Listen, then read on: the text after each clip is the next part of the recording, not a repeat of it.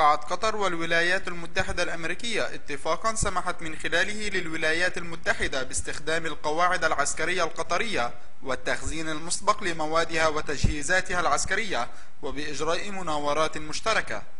بنت قطر قاعدة العديد الجوية التي استخدمتها الولايات المتحدة الأمريكية أثناء الحرب على أفغانستان وفي غزو العراق، وقد بنتها قطر بتكلفة أكثر من بليون دولار.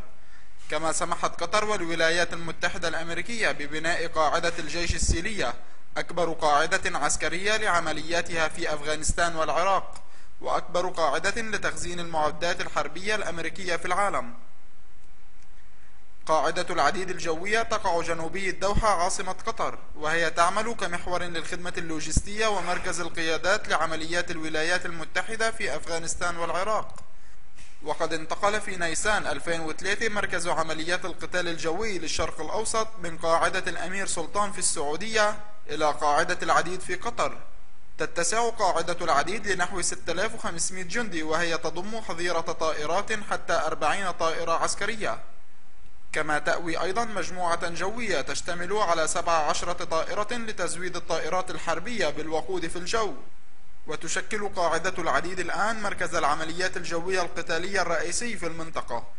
أما قاعدة السيلية فهي مركز القيادة الأمريكية في المنطقة، وكان يوجد في القاعدة في عام 2010 نحو 3400 جندي ومدني أمريكي.